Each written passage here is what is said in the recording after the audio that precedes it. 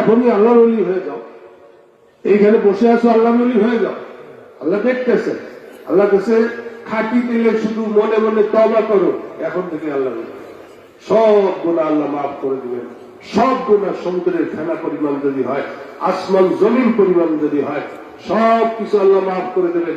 এখনই এই মজলিসে বসে তুমি আল্লাহকে সাক্ষী রেখে তওবা করো, এখনই আল্লাহর ওলি হবে। ভাই, এইগুলো আমাদের স্কুলে শিখায়, আখেরাতের কথা। রূহ দিচ্ছেন, হায়াত দিচ্ছেন, আমার রিজিক দিচ্ছেন, অতএব সে আল্লাহ পক্ষ থেকে ডাক দেওয়া হচ্ছে হাইয়া আলাস সালাহ, হাইয়া আলাস সালাহ। আপনি বলেন হুজুর সময় নেই, যান আপনি নামাজ পড়েন।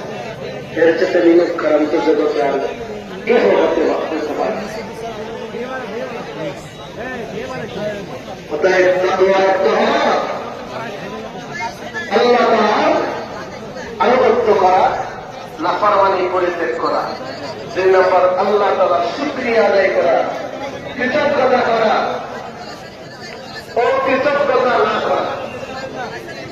3 নম্বর, ওয়া ইয়ুযকারা ফালা ইউনসা, সবসময় আল্লাহর কথা স্মরণ রাখা।